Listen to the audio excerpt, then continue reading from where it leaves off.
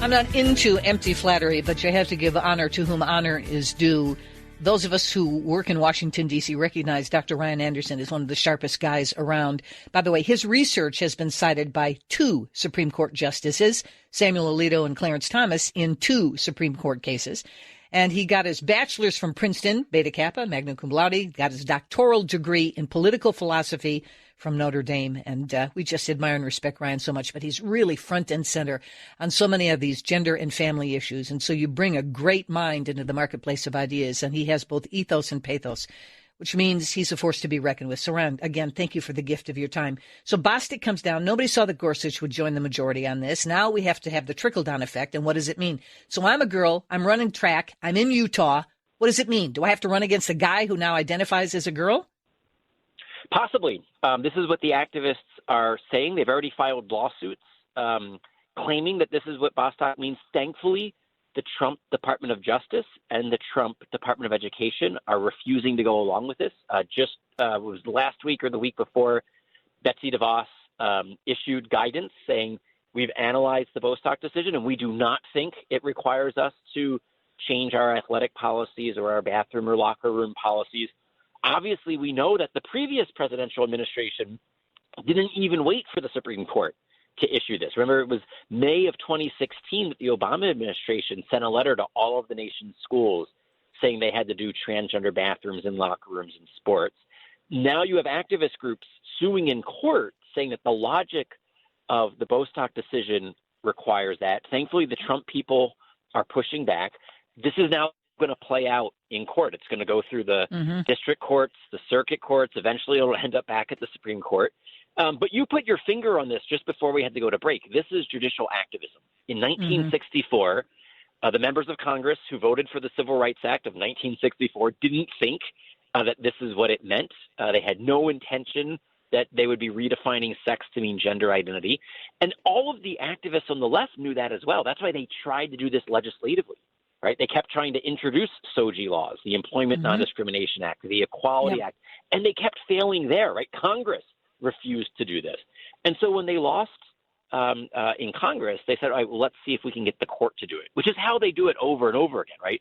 They lose on abortion, so they get the court to do it in Roe. They lose on marriage at the ballot box, so they get the court to do it with Obergefell.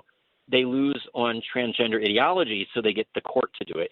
And now it might mean, depending on how the Supreme Court rules in the future, that if you're a female athlete, a male who identifies as a female gets to compete against you, gets to share your bathroom, gets to share your locker room, gets to share your dorm room, right? I mean, once they say that sex now can mean transgender identity, you really don't know where it stops. Yeah. This is how we push back, is we say, but wait a minute, that was employment law, and you're saying that 2 people are similarly situated with respect to employment. But is someone with a male body similarly situated to someone with a female body when it comes to a private facility like a locker room? Is someone with a male body similarly situated to someone with a female body when it comes to athletic competition, particularly physical athletic competitions? Would you want to have like a boxing match between a high school boy and a high school girl? Right? Obviously, the answer is no. And so I think there are ways in which we can even try to appeal to Justice Gorsuch that he needs to have a limiting principle to his ruling, because otherwise you're going to get an androgynous society. We're going to be ignoring the differences that make a difference.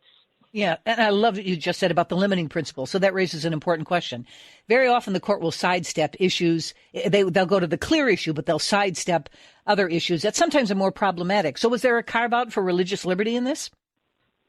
No, and I mean, if any of your listeners have the patience to do so, you should read Justice Alito's dissenting opinion. I think Justice Alito and Justice Thomas are the 2 best justices on the court right now.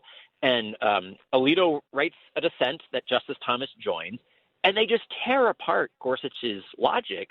And then what Alito points out is that you have said nothing about what this means for religious institutions, right? What does this mean for Catholic schools, for evangelical schools, for Catholic hospitals, evangelical hospitals, for Catholic shelters, evangelical shelters, right? There are all sorts of religious understandings, teachings, not just in Christianity, but in Judaism and Islam, that take seriously the fact that God creates us male and female. What does this mean once you say that sex now extends to transgender identities. And what Gorsuch says in response is, well, we'll have to wait until those cases come to the court, right? Which means we're going to get another round of Little Sisters of the Poor, another round of Hobby Lobby, right? Which in and of itself is a punishment, right? Because the process is part of the punishment when the left gets to harass you and then you have to go to court to protect your freedom. Wow, that is so beautifully said. And Ryan, as we prepare for what we already thought 2020 was a banner year, we ain't seen nothing yet. But what a reminder why we need to be watching and praying very carefully for this process, because whoever that justice is going to end up ruling on these SOGI laws. And I'm going to see whether or not I'm going to get further protection for my religious liberties or whether or not they're going to be trampled underfoot. So this is one for the record books. By the way, I'm so thankful that you've got some agencies that are saying no. In the meantime, while these agencies are saying no, and you talked about lawsuits, can we get a TRO? Is there a restraining order? In other words, right now it's all girls track and field, or are we going to move forward and say no, it's girls and boys who identify as girls track and field? No, so right now you are on firm legal ground to say that the official guidance coming out of the Department of Justice and the Department of Education is that you can have female-only athletics. Go to your local principal, your local superintendent, and say the official guidance from the Attorney General and the Secretary of Education is that you don't have to let boys compete against girls when it comes to sports. Wow. And what a positive and important note to end on. Ryan, thank you so much. Again, just so appreciate the way you lead on these crucial issues. You've written on religious liberty and discrimination, the whole definition of family, and the linkage between marriage and religious liberty. Appreciate you so much. Heritage.org.